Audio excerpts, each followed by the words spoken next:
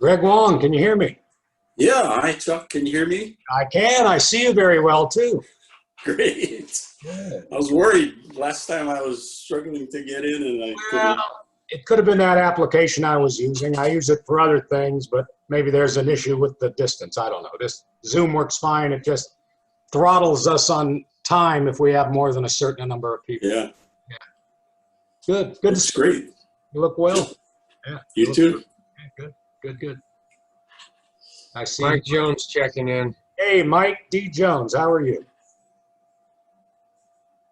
Doing okay. Good. Glad to hear it. As of 6:58, it's you, me, and Greg Wong at the moment. Hey Mike. Good to see you, Greg. Yeah, a long time no see. Let me admit Lou Canonico, and let me admit Jimmy Barnes. And John Johnson. Oh, sweet. Gonna get quite a crew here. This is gonna be nice. Hey, Lou, how are you? Evening. How you doing? Good. Hey Lou. Greg Hey, Wong. Greg, how you doing, man? Good to see you. Yeah, nice to see you.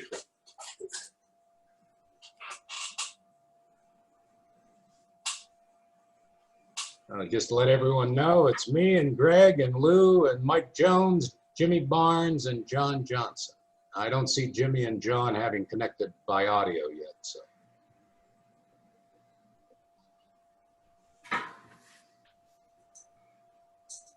$6:59.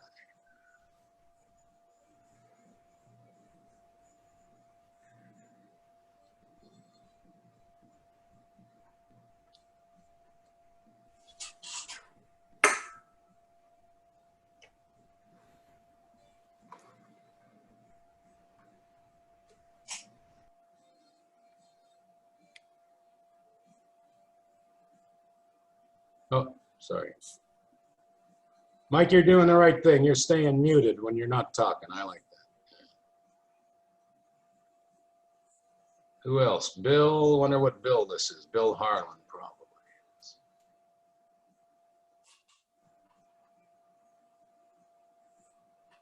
Yep. Willie.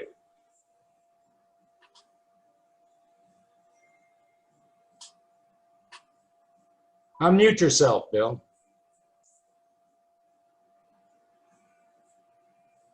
John Johnson, unmute yourself. Jimmy Barnes also. Yeah, Jimmy Barnes, unmute yourself. Did it. Okay, good.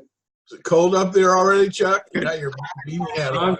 I'm just showing you guys my E3 stocking cap. That's all. That's good.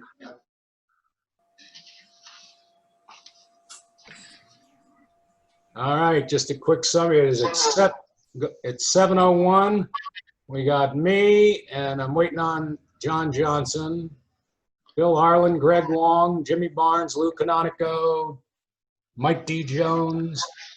Feather. Oh, Feather just joined. Yeah. How are you guys? Good. How are you? Hey, look at that. Feather. You haven't changed a bit. Must be cold. Find Feather in the group photo, and I bet he looks just like he does now. I know the smile. The smile is the same. Oh, it's identical. That's And right. Moon. Where's Feather in this photo? Let me move my. I got to talk so the picture comes up. Hang on. I'll keep talking so the picture stays up there, and we'll. Oh, right in the middle, right there. Oh, is he? You're frowning in the group photo. Front and center. Front and Oh center. yeah, right there. Look at. Oh yeah. All of us are frowning. Was clean here. Why would we be smiling? Come on. Yeah. Yeah. Yeah, All right. So I was Beast Barracks. That's right. That's right. A fond memory, huh? All right. So I think we've got who we've got, and if anyone else joins, they'll jump in. I want to thank everybody for taking some time out of their Sunday night for the second of our resurrected virtual grand halls. What I'd like to do is we have a couple of new members that weren't with us the last time. I'll start with them, and I'll indicate which one I'd like to address comments to. And you can just very quickly fill us in on, obviously with the COVID going on, your health and your family's health, your current situation, whether you're still working or retired, and anything you think the rest of the class might like to know. And Greg Long, I'll start with you because you tried to join us last time and weren't successful. Yeah, I struggled. I watched all you guys conversing last time. Just couldn't get in. I've been retired since 2006 from the Pearl Harbor Naval Shipyard as an engineer. So I worked there for 25 years. And after I retired, I came back as a contractor and helped them out for another 4 years. And then after that, I retired for good. Took some trips, took a couple of trips to West Point over the years to watch football games. So that was fun. And toured the academy grounds. Last time I went was 2017, and that was quite nice. Yeah. COVID, yeah, it's hit us pretty hard. 25% of our industry is tourism, and that's pretty much shut down. All the Waikiki hotels are pretty much empty. A lot of stores are closing up, and some of them for good. So that's pretty hard. How about you personally and your family? You guys okay health-wise? Actually, Sharon's sister was in a nursing home for rehab, and some staff and other members of the nursing home got COVID, and apparently she tested positive for COVID too, but she had very few symptoms, so she kind of lucked out. We're still trying to check up on her because she's still there, so, and they've separated her and others from the rest of the nursing home. So I'm not sure if she's totally in the clear yet. Good, good. But everybody else, my friends are okay, so we're fine. Glad to hear it. Yeah. Good. Look All at right, this. Mike Jones, you still there? I'm still here. Great. Why don't you fill us in on, again, because COVID's a big issue, the health of you and your family from a COVID standpoint, and just what you've been doing, still working, retired, blah, blah. Well, first off, I want to know who all these old guys are that I don't recognize. Is that why you're not showing your face? Yeah, your picture isn't up there, Mike. I don't know if you turn your camera on or not. It's not showing, so, but go ahead. Yeah. You can go ahead and speak while you're turning it on. Well, this is new to me, so I'm not sure how to do that, but I think in the lower left, there's a little camera, picture of a camera. There you okay. go. There you are. Does that do it? We got you now. COVID hasn't been a big issue with me and my family at this point, but we are taking very seriously the steps that we should to make sure that we don't get it. My son works for the CDC and was very involved with the initial part of it, as well as studies that are ongoing. He's working on the vaccine issues right now. So he keeps us all in line so that we know what's going on and what we should do. Proud of what he's doing. For myself, my health is as good as I could hope for at almost 70, which will occur in next month. Most of you have already probably reached that milestone. You look like it. I used to think that was old, but the Parkinson's disease is slowly taking its toll. I find I'm starting to act and talk like Michael Fox. I guess if I could make what he's doing with it, wouldn't be too bad. I retired from the Air Force Reserves in 2010 and continued to work as the regional medical director for the FAA until 2016, when I called it quits there as well. And we just try to spend our time now visiting our grandchildren. I sold my house in Seattle last year. We bought a condo near Spokane. It's actually closer to Coeur d'Alene on a nice little lake. So my wife's happy, and when Mama's happy, everybody's happy. We'll stay here until it starts getting cold, and then we'll move down to the basement of my son's home in Atlanta. And we'll spend the winter down with him. That's what we did last year.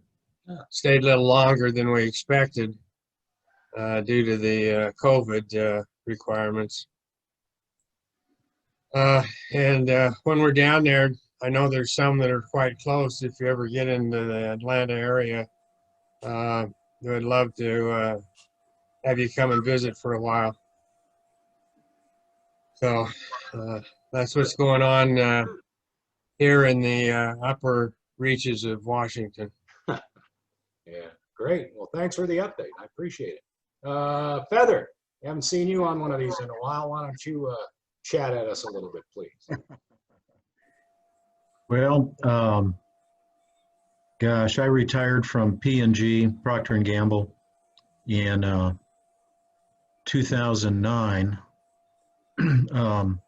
Never planned to come to Cincinnati because that's where the corporate headquarters was, and they had to wear a coat and tie.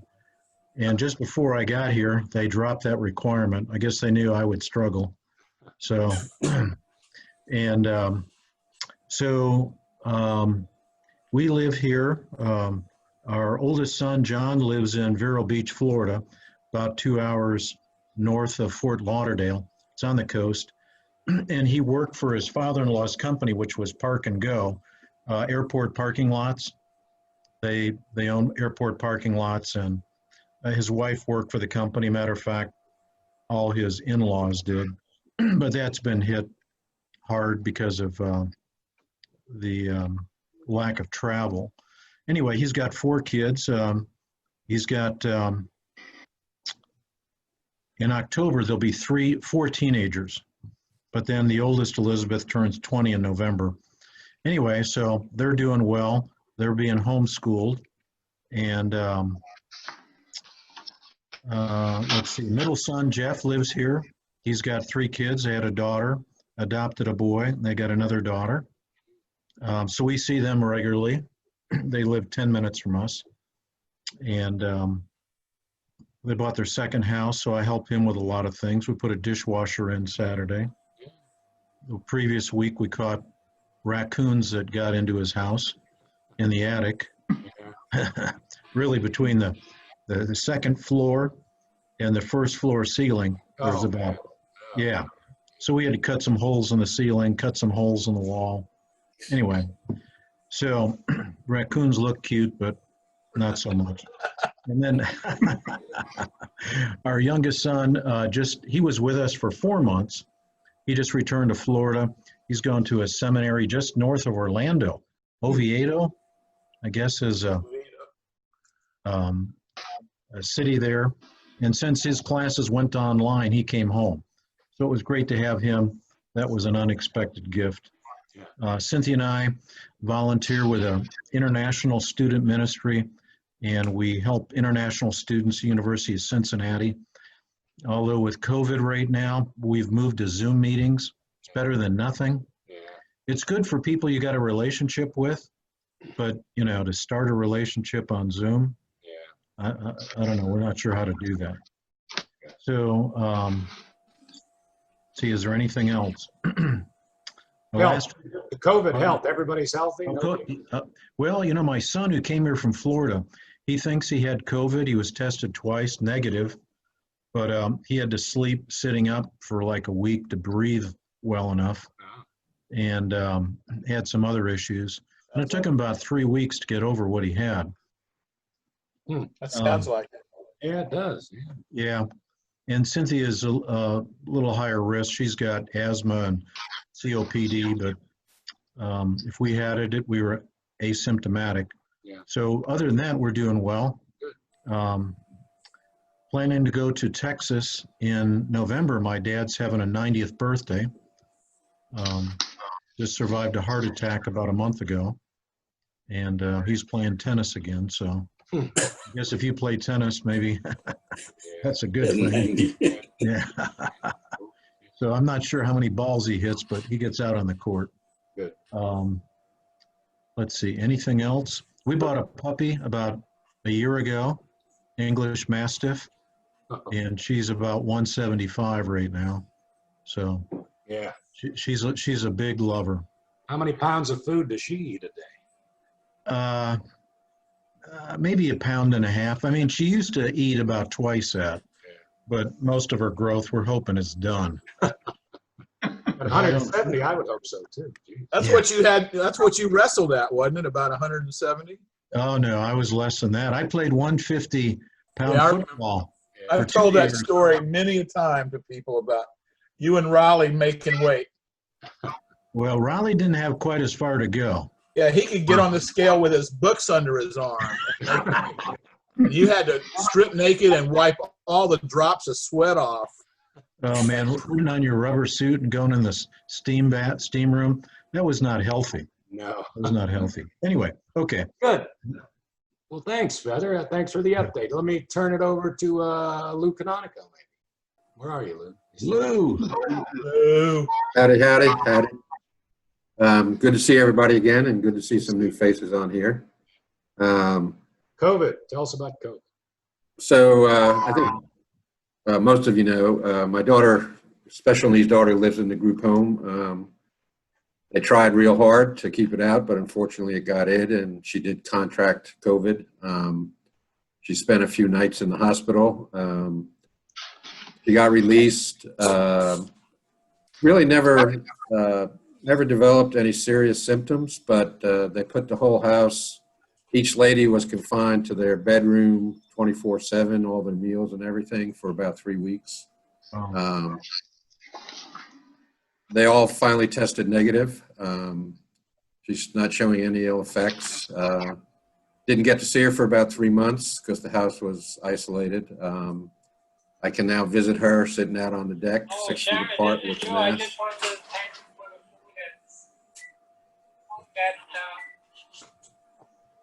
I see Greg struggling to turn Yeah. something down there. Our incoming call That's fine. That's wouldn't quit. no problem. Sorry. One of the peculiarities of these video things. Keep going, Lou. So, Thanks. Yeah, I mean, she's doing fine. The house is doing fine. Still, they're still being very careful about contact and stuff. Now, are you riding golf carts solo, Lou, or are you keeping socially distant? You're spending all your time on the golf course, I noticed. Not as much as I'd like to. It depends. If I know the person I'm playing with, and I know they've taken care and that sort of stuff, we ride together. But if I don't know the people, then yeah, I take my own cart. Yeah. But in spite of that, I am still working. I did sell my ownership interest in the company about 3 years ago, agreed to stay on a part-time consulting basis. So I generally work about 20, 25 hours a week, doing mostly land use cases and some expert witness cases. So especially during COVID, it kept my mind occupied, kept me occupied. Yeah. But other than that, like Chuck just said, I try to get on the golf course when I can. It's a little bit difficult up here, up north. But, and actually, the golf courses were one of the first things that opened back up and Yeah, it's true. gave you something to do. So busy. that helped. Good.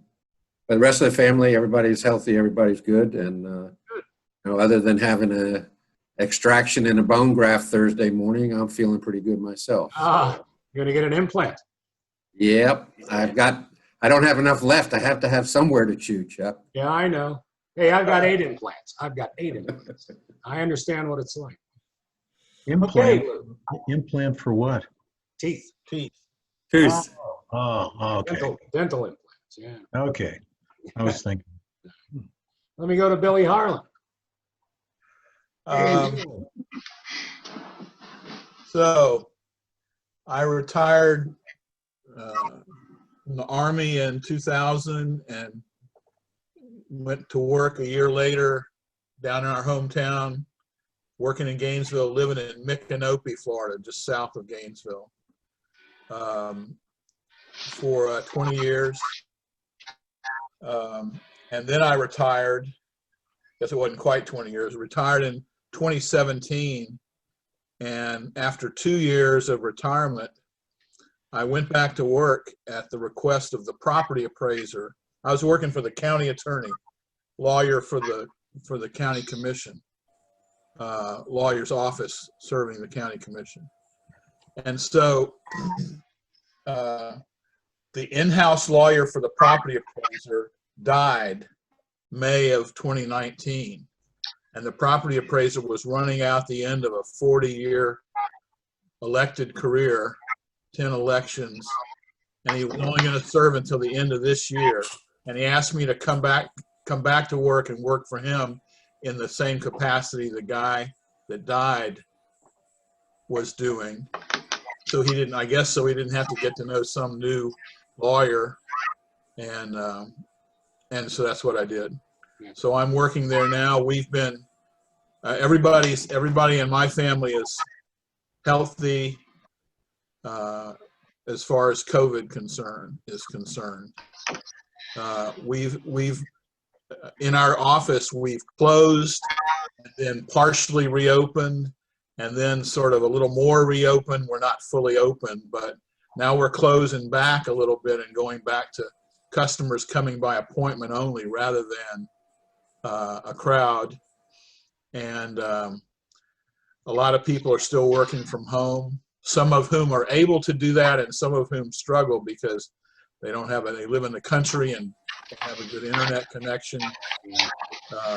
So there's all kind of ups and downs. But that's forced me to keep track of the COVID advisories from CDC and different techniques that other offices are using to open or close or part-time or whatever they need to do to function without putting people at risk. Our son is living with us. He started living with us when he got a job near here in a restaurant, and then they laid him off and laid everybody off in early April, I guess. And so we're getting to know each other better than we have for a while. Middle child, our daughter Elizabeth she finished med school at Florida, and she's in a family medicine residency in Charlotte. And Betty's actually up there now spending 4 or 5 days with her over this weekend when she had a kind of a rare weekend off.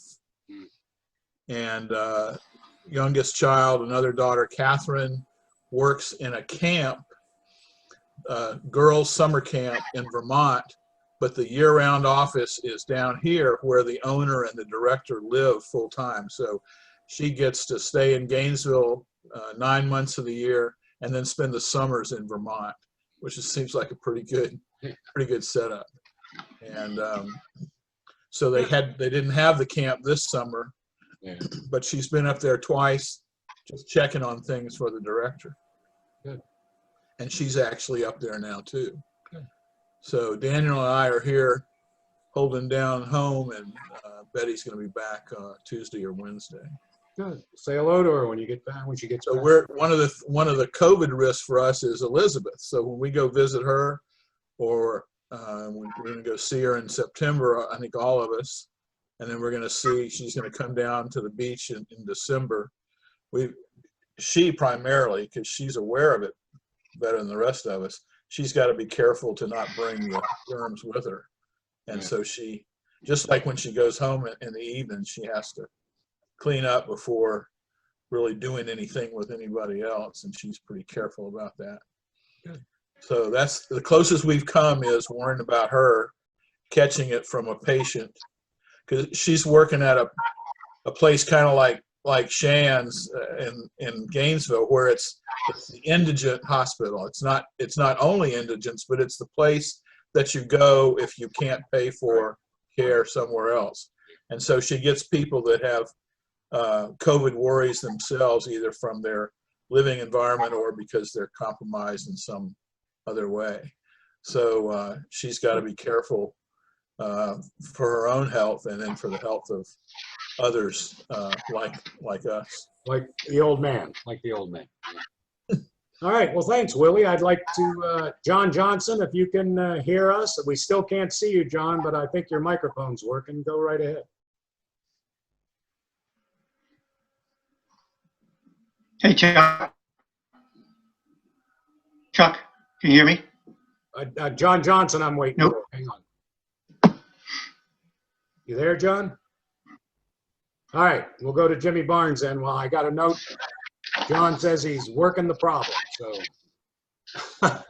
So Jimmy, why don't you fill us in and, yeah, on what your personal situation is health-wise and what you've been doing. Yeah, first of all, I want to just ask a question on the latest company class of E3 that you sent out. Who's this little imp on the bottom there? Was this your mother's? And who's this little imp over here? That's Ralph Ralph. and his sister. Ralph next to his mother holding his little sister. Right. Oh, Right. this is Ralph's mother? That's Oh, I Ralph, thought that- I was- Ralph and mother, Ralph's little sister. Right. Oh, okay. I was going to say I was going to think it was Chuck. No. We did it, then we'd have a good laugh. But okay, so as far as the COVID goes and everything, Rosemary and I don't have any health problems, and for that we're very thankful. And the same goes for our 3 girls, our 9 grandchildren, and 3 sons-in-law. And one of our daughters and her family, and of course her husband, they've been living in Djibouti, Africa, for about the last 3.5 years. And her husband is a foreign service officer. That's why they wound up in Djibouti. And it was very hard at times, but they got through it. Now they're in Stuttgart. So we're happy that they're a lot closer to where, not as far away as they were before, and also in a nicer place than that. As far as what we do, Rosemary and I spend a lot of our time working on our permanent residence, and we also have a camp. That's a New York lingo. Normally, people call it a lake house. We have a camp on Galway Lake in Galway, New York, and currently we're putting just about all of our efforts into repainting the whole camp. It hasn't been painted in a long time. We don't know how many people owned the camp before we bought it. But it certainly hasn't been painted in a long time, so it's looking very good now. And we sleep at the camp occasionally. Last night, the lake had a flotilla of 8 pontoon boats that went around the lake, and that was a lot of fun to watch and everything. And the lake doesn't allow any gasoline or diesel-powered boats. It has to be either electric or battery operated, but that's where we spend most of our time, just working around our house. And yeah. Was that like the Trump flotilla down in Miami I read about? Was that what that was up there? A Trump flotilla on the lake? Nah, I don't think it was any. It was just people from the camp. Like a couple of our neighbors on either side, they did it. They went around, and it was a lot of hooligans having a good time and everything. But it was a lot of fun. We built a little campfire and watched everybody come by and everything. It was a lot of fun. So they're a good group. Jim, I'll be coming back to you in a minute. Jim, I'll be coming back to you in a minute to talk about the affirmation ceremony, if you don't mind filling everybody in on that. But I want to see if John Johnson, I see his microphone pop back up again. Are you there, John? Apparently not yet. Okay. All right, well, nothing new with me. I retired at the end of January. We're COVID-free. I'm, biding my time as best I can, knocking out little things around the house and just waiting for this thing to expire in the next, 3 to 5 years or however long it's going to take. I don't know. But anyway, there's a couple of things we're going to be cut off at 7:45, which is 15 minutes out. So there's a couple of things I want to get done. One is to have a brief discussion by Jim on the affirmation ceremony for our affiliated class 2022 that's going to go on this evening. Secondly, I want to talk a little bit about the obituaries that that are being written for our 3 deceased classmates. And then lastly, I want to talk about the All Academy Challenge that started today. So Jim, if you'd do a little on the Chuck. application ceremony, please. Hey, Chuck, Oh, yep, Luke. a message just came up on my screen, something about the host upgraded to unlimited minutes, so. Yeah, I saw that. It popped up on mine too. Yeah. So yeah, so So we don't have you're the host. Yeah, I'm the host. We don't have to worry about ending precisely at 7:45, although we should try to end about that time, and Jimmy will tell us why. Go ahead, Jim. Okay. There was some not any thoughts of how the affirmation ceremony was going to go on and everything, but as of I guess it was Saturday, the Military Academy class of 2022 takes part in their affirmation ceremony today. And the way it's going to go along is the evening before classes, the COW class is going to retake their oath and affirm their commitments to complete the next 2 years of the 5-year active duty service obligation, followed by, and get ready, there's 3 years of reserves duty. I don't think they did that with us, but there must be some that they just recently started. And the ceremony is going to begin at about 7:45 this evening. That's about the same time that we're going to be winding down our VGH at about the same time. Live streaming will be available. Did everybody get so the that link to the live streaming that I sent out? Okay. Yes. All right, good. Okay, so that has all the information on the links and how you get into it and everything. So, yeah, so. Hey, I got a question.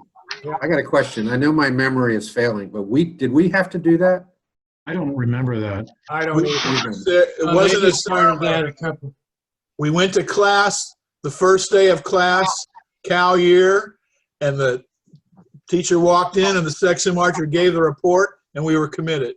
Right. That's Class started that first day, Right. just like it is for them, I guess, although it's the night before. Yeah. But at some point they decided, I think as part of this 47-month comprehensive experience, that they could work another symbolic thing into it and make it the ceremony. When I was there on the faculty in the 90s, they did a ceremony. So I remember the thing was, if you went to class, started class cow year, you were committed, but I didn't remember the ceremony. Right. Thank you. Anything else, Jim? they were sneaky. Just want to mention that Bob Van Antwerp has recorded his remarks, and they're going to be seen by the class of 22 during this ceremony. So I would imagine that his speech will be in the link of one of these. And the other thing I want to just talk about is that they want to get as many people as possible as getting new class crests. And I don't know if you can see mine. I think this is mine. I just got mine just the other day. It's really nice. It's very, very clear. It's nice and Now, is that it looks really nice. Is that a West Point crest or a class of 72 crest? It's a class of 72 crest. Oh, okay. Yeah, and they were having some discussion about how they would how people would pay for it and so forth. But it's the same thing as if you ordered anything from Amazon or Wayfair, or Etsy, or Walmart or Home Depot or any of those places. I bought my crest like one day, and 3 days later they delivered the crest to me. So that was really good. This was my old crest. I don't know how this one got so That's the one. grungy and everything. What was the cost of the new one, Jim, if I might ask? I was going to try to avoid that. The crest itself is $44. Okay. And then it's not too bad. And then the shipping is another, well, altogether with the shipping and everything, it came to about $60. And I don't think we're going to be wearing these again probably until 2022. So I don't think there's any big rush in, getting them if you haven't had one already. Well, if I shit the bed before 2022, I'm wearing it in the coffin. I'll tell you. I figure I'm going to save it to my children. Yeah, there you go. Yeah. Is it through AOG that you get them? It is. It's AOG. Yeah, AOG used to be cadet gift shop, but now it's AOG gift shop. But yeah, it's the same place. It's, One yeah, question with the new class. Did any of them have any effects of the COVID? I've asked my affiliated cadets about a month ago, and as they were starting to return to the academy, and they said that no, none of the E3 2022 has been affected. I can't say about class of 2022 outside of E3, but within the company there hadn't been any. Yeah, there's a sentence in one of the sentences. It says, "We strongly suggested our involvement during the class of 22 first year to decrease, excuse me, to decrease the influence of COVID-19 in the USCC decision making." So I take that to mean that they don't want to really have any firsties, and I don't know, maybe some yucks at the same time involved in the ceremony, you know, at that time.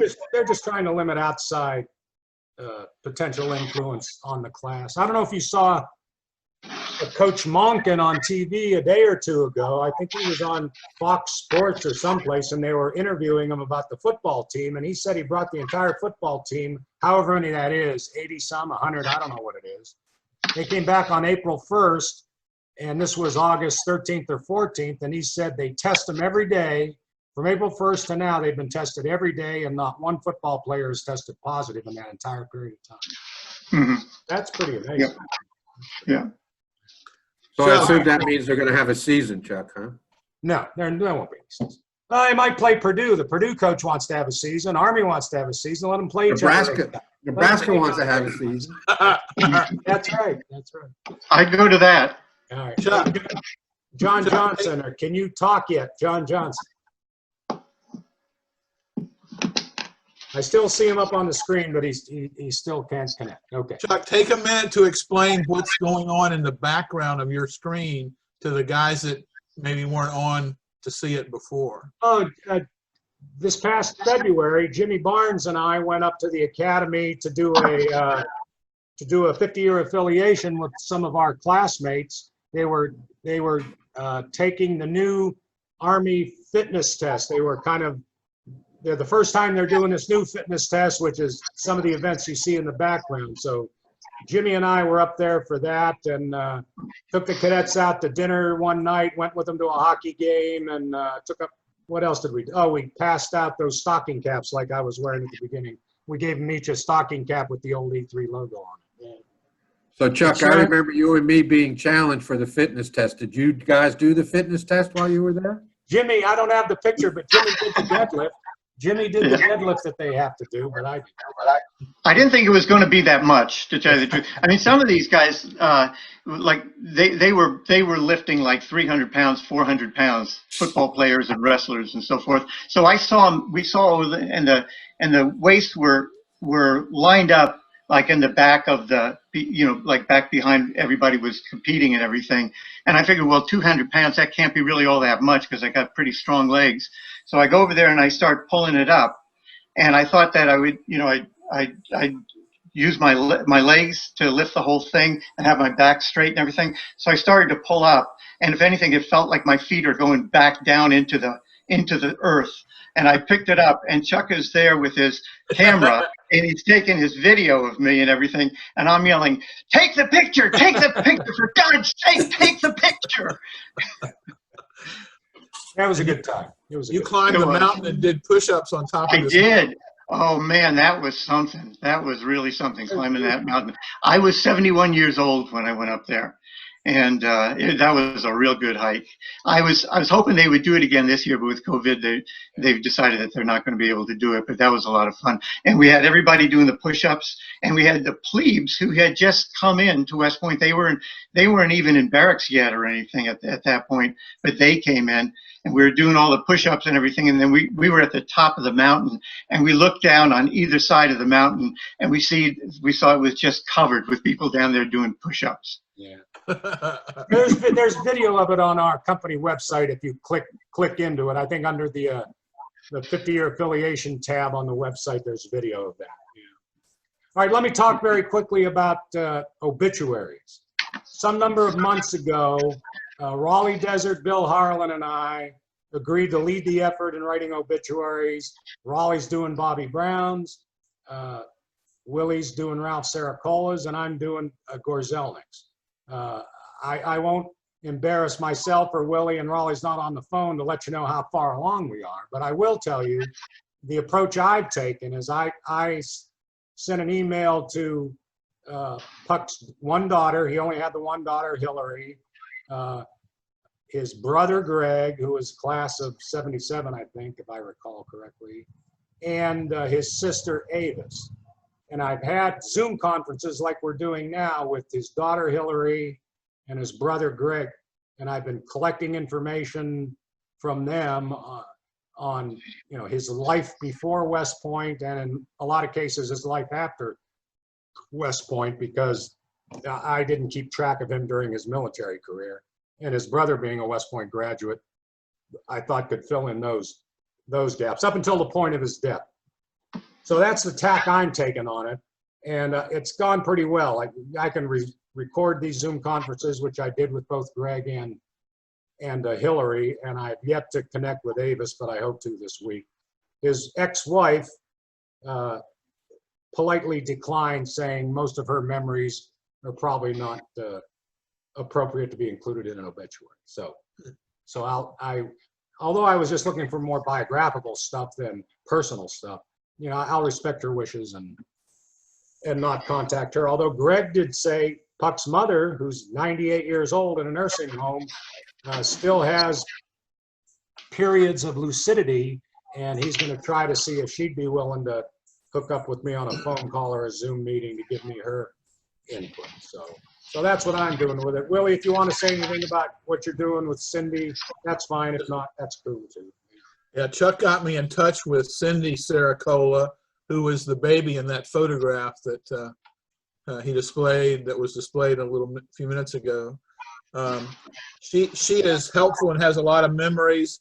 Unfortunately, I think she has an embellished view of Ralph's service career, and she is the oldest surviving and maybe the only surviving relative, so that she gets to pass judgment through the AOG. They won't publish what we write until somebody in the family approves it. So I'm going to try to, compromise with her and explain what I have and where I got it, and hopefully she'll accept the accuracy of what the records show. And I'm in touch with a judge that Ralph practiced law with, who wasn't a judge then, he's a judge now, who Ralph practiced law with in Pennsylvania before his death. And so I hope he can add some to it. I need to sit down and at least outline what I have, because I may surprise myself and be pretty close to having enough to write the thing without really realizing it, because I haven't done that yet. But so the goal is to try to get this done before the next reunion, and which means really a year or so before the reunion, because of all the approval it's got to go through. And we've done this once before, and I did get some feedback. I think all three of the obituary writers got some feedback. But if you guys come up with any memories about Ralph from school, or any stories that you've heard, want to shoot them to me in an email, I'd really appreciate that, because you can't have too much of that stuff. And I would say same for Puck, send it to me. And if you have any memories of Bobby Brown, send it to Raleigh. If you and it doesn't have to be anything lengthy, just brief anecdotal memories of your relationship with him at West Point. Didn't we put whether it's PG, R-rated, or don't care? Don't write it how you want to, and we'll work with the AOG censors to tone it down a little if we need to. It was Ralph and his uniform that he had, cross belts under arms, for the pep rally when we were sophomores. I don't think many pictures still remain of that. He imitated Edgar Allan Poe, I guess. Hey, Feather, you had something to say, Feather? Did we collect something on Bob Brown before Bobby? We have since the 40th reunion, when do you mean collect something? What are you talking about? Information? Like, input, like stories about him? Well, I think we did for all of them probably right after the 40th, Okay. Okay. but I dropped the ball on Gorzelnik, and it's time to read. We got to get it done. And like Willie said, if our reunion's going to be graduation week in 2022, we probably ought to be looking at May of 2021 to have the things done to go through the approval and the publication process. Hey, Chuck, we just maybe just want to mention to our classmates that in that one room in the cadets in the cadets area, and they have that corner of the room with a moratorium or the of all of our deceased classmates. Yeah, the E3 day room, they created a memorial board with all deceased E3 members, irrespective of how they died, whether they died in combat or just died of natural causes. And all three of our E372 classmates' names are listed on that memorial board. Mm-hmm. Thanks, Jim. That's good. Yeah. One last thing. It's 7:45, and I know I want to log into that affirmation ceremony. But today kicks off the week, as you saw from an email from Curran and maybe the AOG, of the All Academy Challenge, where the effort is to get, by participation percentage, not by dollars contributed, as many members of the Long Gray Line to contribute during this week to their, in our case, you should be contributing to the Class of 72 class fund. So if you guys can go online, if you don't have the link, let me know. I'll send it out to you. But if you can go on there with a credit card and give them $1, give them $10, give them $1,000, I don't care what you give them. But again, it's percentage of participation. What percentage of the alumni have contributed during All Academy Challenge Week, irrespective of the amount you actually donate. So I would ask that you do that. Bobby Curran will be bugging you, I'm sure, every other day for the next week to make sure we get as high a percentage as we can. And the Class of 72, by the way, in the last couple of these, has always led the Corps in the percentage of participation. So I think as a class, we can be proud of that. As a class, we can be proud of that. As a company, we should strive to do that too. Mm-hmm. That's all I'm going to say about it. Right? That's all I'm going to say about it. I sent mine in. Good. Yes. Good for And you. one question, Mike? our 50-year affiliation class, we lost any of those kids just to resignation or?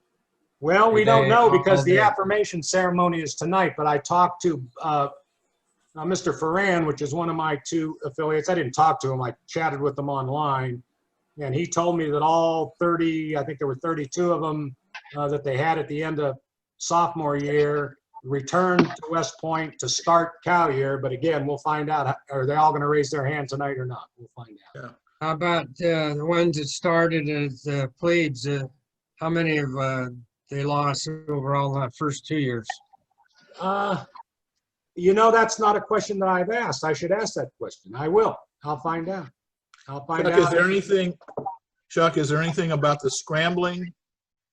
The last word I had is this whole COVID thing at 3 or 4 months ago. They were going to scramble the class of 2022, so all of our affiliates in E3 would be scattered throughout the Corps. But because of the COVID and all the changes that were required and all the effort needed to go to virtual learning and everything, put a hold on that scramble. And as of my discussion with Mr. Ferran 2 weeks ago online, they still hadn't scrambled, and he hadn't heard anything recently about them doing it. So if they start the academic year and haven't scrambled, I don't believe they will. Right, right. Hey, Chuck, just curious, have you heard from any of the other folks that haven't been on the calls? Maggiolino, Grove, Bill Walsh, anything? John Johnson, like I say, should be on the call. I see him listed as, he's probably listening to us and can see us, but he can't participate.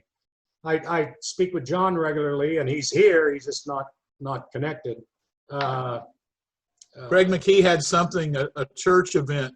Yeah, Craig did send me regrets. Craig sent me regrets. I didn't hear, other than that, I haven't heard from anybody else. I know they're getting the invitations because the emails aren't getting bounced back to me. But I'm just curious. Yeah, no, like I say, I intend to do these every other month until our 50th reunion. So the next one will be in October, and I'll just pick, is Sunday evening okay? Kind of just nod your heads. Is this an okay time to do it? Yeah. It's great. Greg, Perfect. Greg, you're okay with it out there? Yeah. Great. Actually, Sunday afternoon here, but less so for Greg. But we're good. Okay, glad to hear that. All right. Well, once around the room, and I'll point to you by name, and you tell me if you have any last comments. Bill Harlan. No, good to see everybody. Good. Stay healthy. John Featherston. Same as Willie. Good to see everybody. Mike D. Jones. Yeah, I just forgot to mention I've got 15 grandkids. Oh, man. Started late, but the oldest is ninth grade. The youngest is 6. So You're catching up to Raleigh. yeah, hopefully All we're right. done. Thank you very much, Mike. Thanks for joining. Good to see you. Luke. Good to see everybody else as well. Nothing really. Always good to see folks, hear folks, catch up. So looking forward to it, and hope to see as many as possible at the 50th in person. Greg. Oh, I'm just glad I could make it into the conference call this I'm time. glad.